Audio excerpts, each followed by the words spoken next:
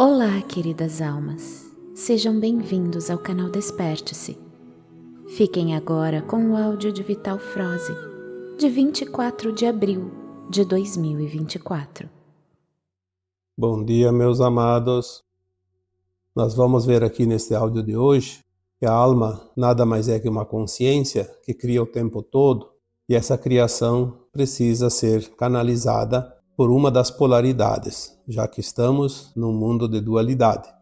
Quando nós canalizamos para o positivo, estaremos fazendo o bem, e quando não canalizamos essa energia da criação para o positivo, obviamente ela precisa criar algo e vai criar na outra polaridade, que é o mal. Muito simples de se entender por que há essas duas possibilidades, porque essa energia ela precisa ser criada, canalizada, precisa ser usada, porque se não for usada é uma energia que vai ser destrutiva, ou seja, ela acaba por destruir o próprio corpo que ela ocupa, que é o corpo humano, já que a alma é esta consciência que ocupa esse corpo. Então vamos fazer alguns levantamentos, como se diz, de como tudo isso se processa. Porque o grande segredo da humanidade é descobrir-se a si próprio. Nós somos almas encarnadas que desceram numa consciência maior, muito grande, muito elevada. Mas quando chegamos aqui, entramos numa redoma escura, porque os véus do esquecimento impedem que acessemos a nossa consciência maior. E nesta limitação de consciência, nós vamos aprender a criar. Aquilo que nós já dissemos tantas vezes, criar com a luz quase zerada que há em nós e criar dentro de um mundo de sombras. Criar na ausência de luz é o desafio das almas que aceitam esta experiência. Muitas vezes eu vejo alguns comentários que dizem: mas se a nossa consciência já sabe tudo, por que Deus quer que alguém venha experienciar sob o véu do esquecimento sem saber quem ele é? Bom, não teria sentido nenhum uma alma encarnar de fato, se ela lembrasse quem ela é.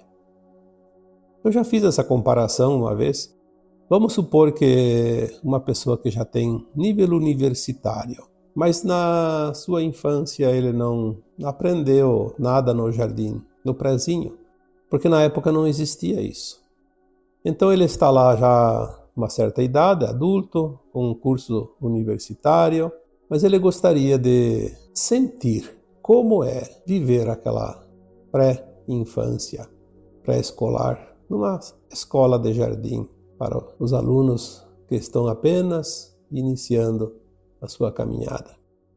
Se ele fosse lá naquela sala munido da consciência que ele tem, não tem como aprender.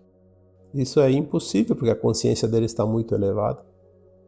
Então ele precisa apagar aquela consciência momentaneamente para experienciar como se fosse realmente uma criança. Claro que isso é uma comparação, mas eu acredito que seja suficiente para que você possa realmente entender por que nós estamos aqui neste planeta de provas e expiações com tantas limitações. Porque nós precisamos levar essa experiência não só para nós, para a nossa mônada, para nossas versões superiores, mas para todas as almas, todos os universos, levar lá para a fonte. Quando nós experienciamos algo aqui, vamos dar um exemplo, o que você está fazendo hoje? Isso está passando em tempo real, como se fosse uma transmissão de televisão, mostrando o que você está fazendo, o que você está sentindo e a tua capacidade de cocriar nesta limitação está passando direto para a tua versão acima de você, na tua mônada, para outra acima, e assim vai até chegar no teu átomo semente, que é o teu eu superior, lá na fonte. Uma vez que chega lá, é registrado nesta fonte e fica disponível para todas as almas criadas no cosmo infinito. Assim ficamos mais entendidos quanto à finalidade de estar aqui como um fractal. Às vezes a gente precisa repetir algumas coisas para trazer para a memória alguns fatos que vão ajudar na compreensão do assunto. Se a nossa alma maior, que é o nosso eu superior, como super-alma, pode criar universos, multiversos, galáxias e também estrelas, nós viemos aqui para criar na limitação coisas pequenas. Estamos aqui criando ou co-criando coisas apenas de interesse que ajudam na evolução do planeta Terra. Porque a criação do cosmos, a criação dos universos, é tarefa do nosso eu superior, que não pode vir aqui experienciar a limitação de um planeta de terceira dimensão, de provas e expiações. Estando aqui nesse planeta, a consciência, e vamos deixar aqui mais uma vez bem claro, a alma é a nossa consciência. A nossa consciência é a alma, ou o fractal dessa alma. Mas vamos falar de alma para que fique mais fácil de compreender. A nossa alma ela recebe intuitivamente muitas informações do seu eu superior. Porque aquelas consciências mais elevadas têm as informações, têm os ingredientes de co-criar qualquer coisa. Então elas enviam através das intuições informações que a consciência biográfica, ou seja, a consciência que está no corpo físico da matéria, mesmo limitada, ela vai compreender, vai entender e vai começar a manusear aqueles ingredientes a fim de criar algo. A luz que chega traz os demais ingredientes. É como se fosse fazer um bolo. Você tem a ideia, que é a tua consciência, mas tem os ingredientes que precisam estar disponíveis ao teu redor, ao teu alcance, para fazer esse bolo. Então a luz é que traz os ingredientes, as condições para desenvolver algo mais consistente. Por isso, em os ciclos, quando a luz é mais fraca, os ingredientes são em menos número e mais limitados. Quando a luz é mais forte, os ingredientes são mais diversificados e mais decisivos em algo novo, porque são coisas novas também que chegam com a nova incidência de luz. Se essa luz traz os ingredientes e a consciência tem a sua intuição, temos então as ferramentas para co-criar. Vamos co-criar tudo o que nos é permitido dentro daquilo que a nossa imaginação possa imaginar, possa pensar, possa intuir. E o mais engraçado é que nós podemos co-criar nas duas versões, no positivo e no negativo, para experienciar de fato a dualidade. Quando nós falamos de lei de causa e efeito, ação e reação, é exatamente isso. As possibilidades que nós temos de criar, ora na luz, ora na sombra, ora com um ingrediente, ora com outro ingrediente, ora com uma ideia, ora com outra ideia. E o mais engraçado é que tudo isso faz parte do currículo dessa escola de almas. Não há nada de errado em fazer coisas no negativo, desde que se aprenda a lição e desde que não se repita sabendo que aquilo não é luz, é sombra. É quando nós insistimos em criar algo no negativo é que causa a necessidade de reparação, de resgate, aquilo que nós chamamos de karma negativo. Porque no final precisamos fazer o fechamento, como uma contabilidade, débitos e créditos, saldo. E é esse saldo positivo que nos arremete, então, no final da caminhada, à ascensão. Quando aprendemos todas as lições na limitação, nós vamos, então, precisar ascensionar, porque a consciência não tem mais nada a aprender naquela limitação. Então ela vai subir degraus. O que significa isso? Subir a gente chama ascensionar. Ela vai ampliar a sua capacidade Por isso, na quinta dimensão, a nossa consciência está lá em 79%, ao invés de 1, 2, como era no início da terceira dimensão. Como a nova Terra tem faixas, já foi falado aqui, de quinta, sexta, sétima, oitava e nona dimensões, a consciência tem aquele limite ou aquele espaço de tangenciar entre 79% e 100%, que ainda é experiência vivida na forma material humana. A partir da 10ª dimensão, os corpos já serão muito sutis, parecerão apenas uma silhueta humana, e a partir da 12ª, um corpo de luz. Mas vamos cocriar até a 9ª dimensão, ainda em forma de matéria. Compreendendo o que nós estamos aqui fazendo na terceira dimensão, é onde nós trabalhamos de fato a matéria mais densa, mais dura, mais bruta, mais pesada, onde as tendências para o abismo é sempre um risco. Porque uma coisa que é pesada é mais fácil de cair, e quando cai, cai com força. Quanto mais peso, mais velocidade na queda. O risco de cocriar na sombra, ele também se agrava na medida que a nossa, eu diria, o nosso instinto, ele sempre tem a tendência da acomodação. A zona de conforto. A lei do menor esforço. Porque é assim, os seres, quanto mais pesados, quanto mais duros, mais sonolentos também, a necessidade de ficar estáticos. Podemos olhar ao redor quando tem um floco de algodão, por exemplo, no vento. O vento leva para cima, para baixo, para a esquerda, para a direita, facilmente.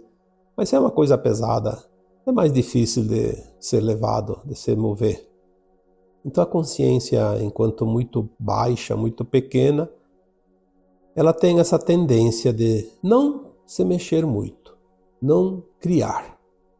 Mas se essa energia chega até essa consciência, constantemente vinda da luz e das nossas versões mais elevadas, através da intuição. Se chega a energia a toda hora, a todo minuto da nossa vida, essa energia precisa ser gasta. Porque senão ela vai começar a amontoar, entulhar e se transforma num grande problema. Quando nós não criamos energia positiva com esses ingredientes, esta energia ela começa a trabalhar de forma contrária a nós, contra nós. Por isso nós dizemos que a energia criativa está dentro de cada ser humano. Mas se o ser humano não usar essa energia para criar, ela se volta contra si mesmo e se torna destrutiva. Como assim? Através das ações, que nós conhecemos como mal, principalmente, e na consequência disso, a energia negativa também transforma-se em doenças, em traumas, depois em medo, culpa, vergonha, raiva, mágoa, ressentimento. E aí vai, a lista é grande. Esta é a parte mais importante do tema de hoje. A energia da criatividade que está dentro de cada um, se não for usada para criar coisas positivas, vai se voltar contra si mesmo, se transforma em energia destrutiva. Como foi demorado para que a humanidade chegasse ao ponto deste entendimento? Por que que Deus manda as doenças? Por que que Deus castiga? Por que que Deus permite? Deus não castiga, Deus não permite nada, Deus não julga, Deus não se mete na nossa vida. Ele é a consciência maior e Ele diz: você é parte do todo e você tem todo o conhecimento necessário para experienciar e você tem o livre-arbítrio de escolha.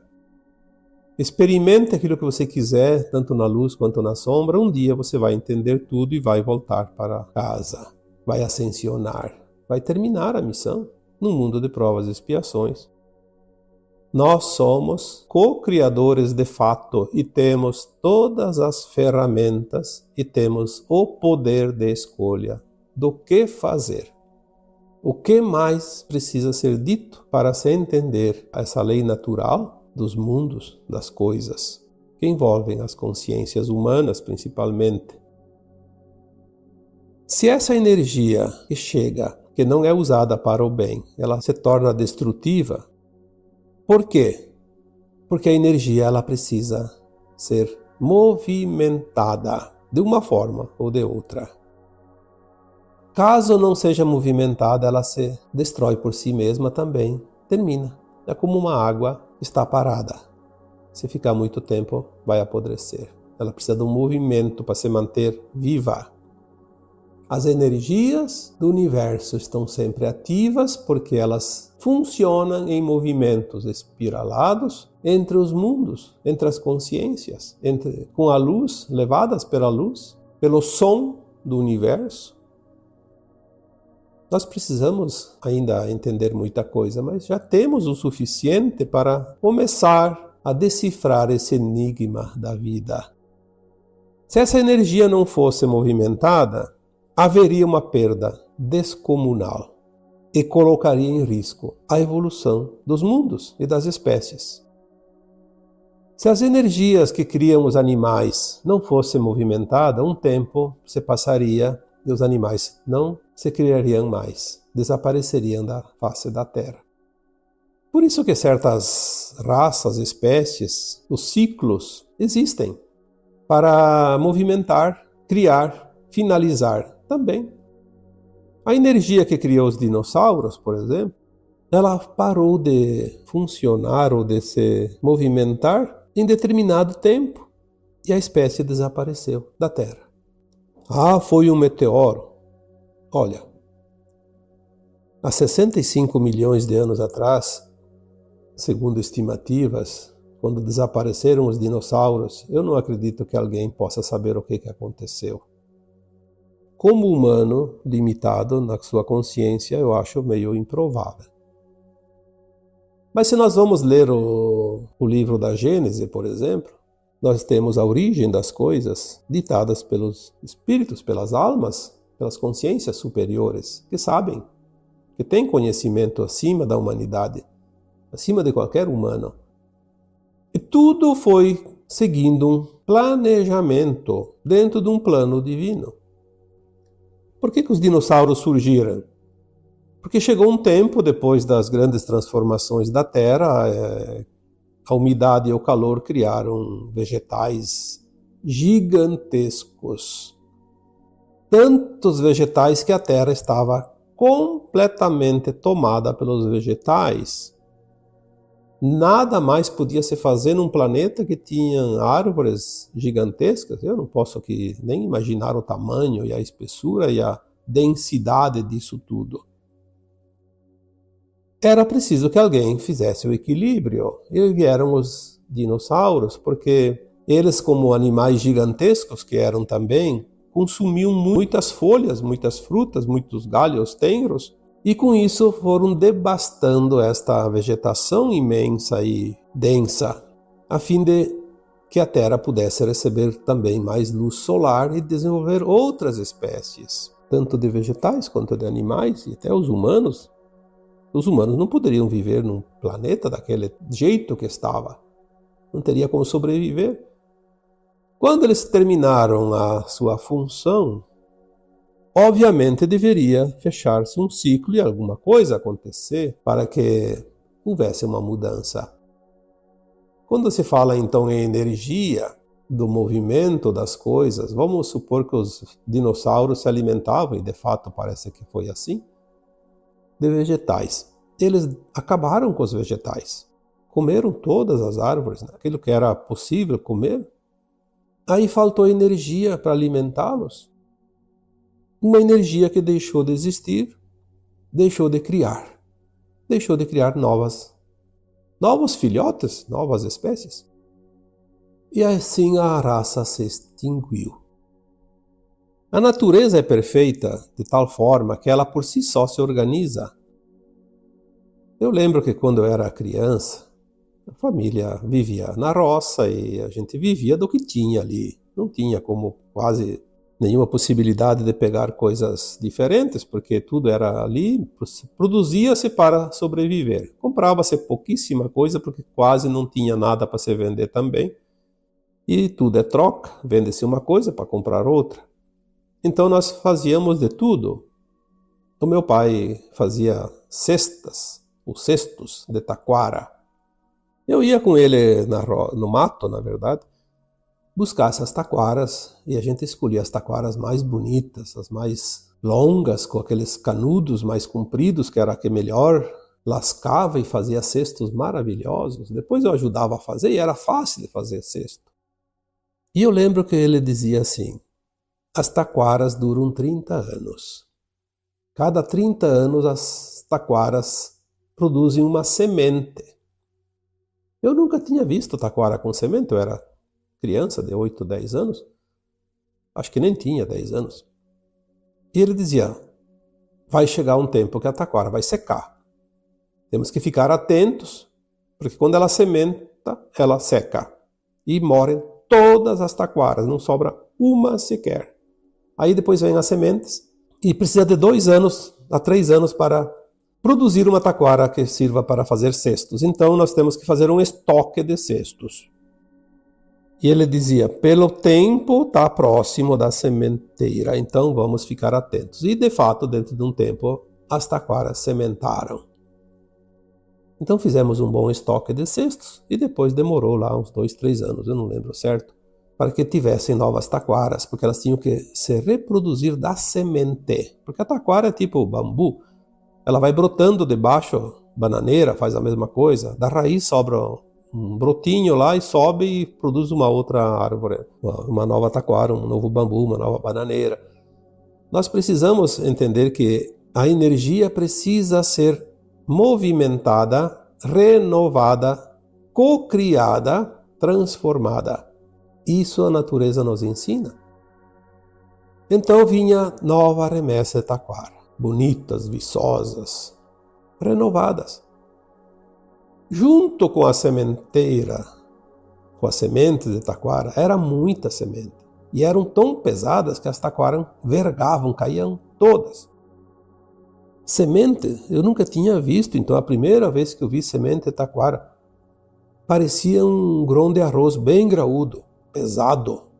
Grão de trigo, bem graúdo, pesado. Incrível aquilo. Até pensei, poderia-se até fazer coisas para comer, porque é um grão, uma semente. Mas quem aproveitava? Os passarinhos e principalmente os ratos. Aí se sabia que quando havia sementes de taquara, haveria uma proliferação de ratos enorme que invadiam as casas quando acabavam as sementes. Porque a semente durava um pouco, talvez ali 6 meses, 1 ano, terminava a safra. E os ratos se reproduziam rapidamente em quantidade astronômica em função da oferta de alimentos, que é outra lei natural.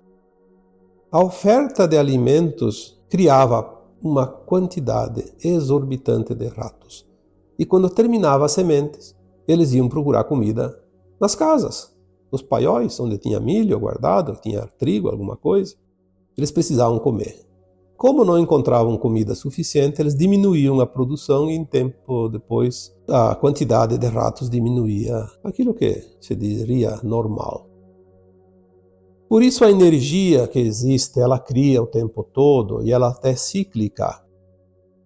Nós estamos agora numa fase incrível da humanidade e do planeta Terra.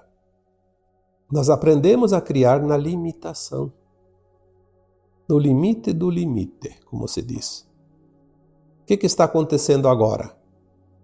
A luz que chega à Terra traz uma quantidade enorme de informações novas, ingredientes novos, componentes novos, para que se crie muito mais do que se criava até aqui. E o que precisa acontecer então? Que as consciências humanas se ampliem para captar, entender, aproveitar e cocriar com os novos ingredientes, com as novidades que chegam.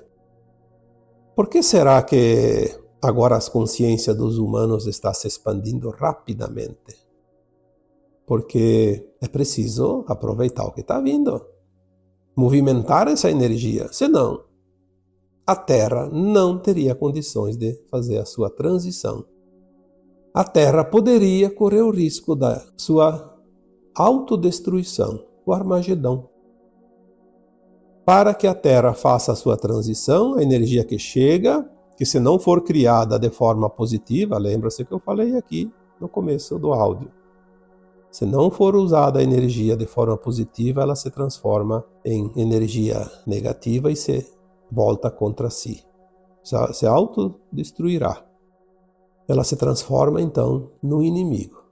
Ela fica destrutiva. Então, ao invés de ser construtiva, vai para outra polaridade. Porque a Terra precisa ir para um mundo de quinta dimensão, de regeneração. Então, ou a energia é transformada positivamente, ou então ela destruiria o planeta e a sua humanidade.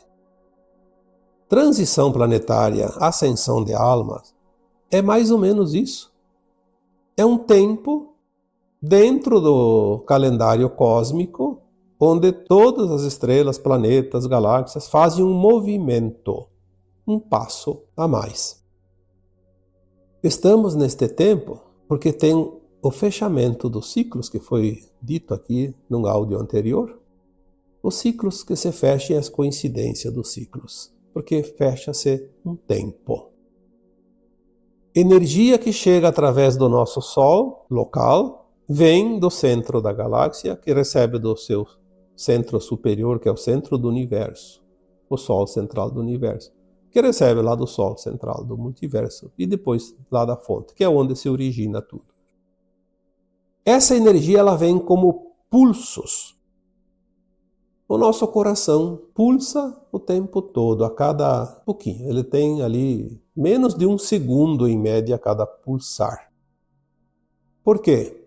Ele precisa bombear a energia que vem através da respiração, que vai lá para o pulmão e a gente diz purifica o sangue, sim? Ele injeta no sangue a energia prana e tira lá de dentro o lixo, que é a sujeira, a energia negativa. Então o ar impulsiona a energia para dentro e para fora do corpo humano, e o sangue, através da pulsação do seu coração, vai para todas as artérias, todas as veias, até chegar em todas as células do corpo humano e faz a troca energética. Se nós temos ali 80, 90 pulsares de coração por minuto, porque o corpo humano é pequeno, é o tamanho que nós vemos, uma migalha. O nosso planeta, que é um corpo maior, recebe do nosso Sol um pulsar de tempos em tempos, então não é de minuto a minuto. Aí nós temos o dia e a noite. Vem de dia, vem a luz, de noite a parte que está escura não está recebendo a luz do Sol, dá aquela tréguazinha. É o inspirar e expirar da Terra. A galáxia emite um pulsar do seu Sol central para todos os seus planetas e estrelas e sóis, sistemas solares, através do cinturão de fótons.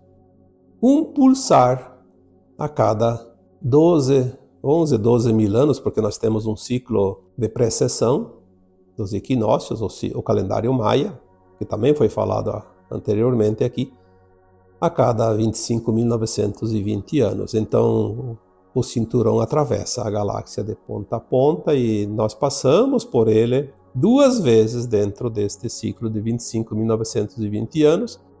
E esse cinturão ele tem uma largura X que o nosso sistema solar precisa de 2.160 anos para atravessar. Então, de 26 mil anos, vamos arredondar aqui, 13 mil anos num lado, 13 mil anos no outro, 2 vezes que se passa.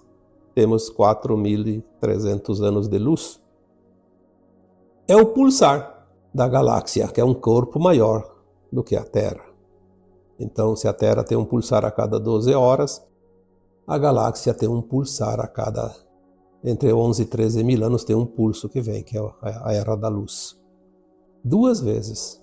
dentro do calendário maia. Agora nós estamos recebendo um pulsar de luz que vem da fonte. Ali complicou, porque não se sabe há quantos bilhões ou milhões de anos. Mas eu diria, se a Terra tem 4 bilhões, 5 bilhões de anos, algumas consciências superiores dizem que ela tem 3 vezes mais que a ciência está dizendo, então seria 14, 15, mas não vamos aqui entrar no mérito, seja lá a quantidade que for, são bilhões de anos. Então a cada bilhões de anos a fonte solta um pulso de luz, um coração que pulsa uma vez a cada tantos bilhões e vai modificar todas as galáxias, todos os universos. Vamos então entender que agora o momento é auspicioso, único, e você está encarnado neste momento único. Olha a importância desta encarnação. Vivenciar esse momento que se fecha agora. Estamos fechando esse ciclo. Mesmo que leve alguns anos, mas está pronto. Um ciclo cósmico que faz com que impulsione as energias que transformam um planeta todo e transforma individualmente cada consciência humana. A energia em movimento. Quando nós entendermos isso, nós vamos entender a situação de cada consciência humana. O porquê de estarmos aqui. Ah, Deus é injusto. Por que me obrigou a vir para esse planeta de provas e expiações? Você disse, eu vou lá ajudar. É a minha missão de alma, de fractal, vou lá, me transformo num fractal, vou lá e ajudo aquele planeta chamado Terra a fazer a evolução. E você está aqui. Você veio a trabalho, não veio para passear? Você tem um contrato de alma, uma missão. Por que reclama agora? Porque você não lembra. Você não lembra o que você escolheu, o que você queria fazer. Se você lembrasse, não tinha graça. É que nem aquele universitário que vai fazer uma experiência num jardim de infância. Se ele lembrasse que ele já tem uma universidade concluída, frequentada, o que ele está fazendo lá no jardim de infância? Mas se ele esquece tudo, ele vai lá e vive como se fosse uma criancinha de 5 anos. Experienciando, sentindo aquilo que precisa sentir, porque tudo está no sentir. Tu sentiu, armazenou a informação. E é isso que você está fazendo aqui, neste planeta agora. Aproveite a oportunidade. As dificuldades são os desafios que você sabe que vai vencer, mas você precisa usar essa energia para o positivo. Caso contrário, ela vai se transformar numa energia destrutiva do lado negativo, que vai gerar karmas ou traumas. E depois precisa limpar tudo isso.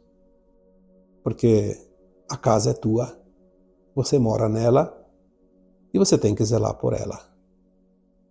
Como se diz, sujou, limpou. Ninguém vai fazer a tua parte. Porque a tua experiência é tua, que você vai levar como única. A do outro é do outro. Cada um vai ter uma história para contar, de uma forma diferente. Não haverá duas histórias iguais nesse planeta povoado de bilhões de almas. E esta é a beleza da vida. Tenha um bom proveito da experiência que você está passando agora. E então agora, eu vos deixo com o meu abraço de luz em cada um de vocês. Namastê.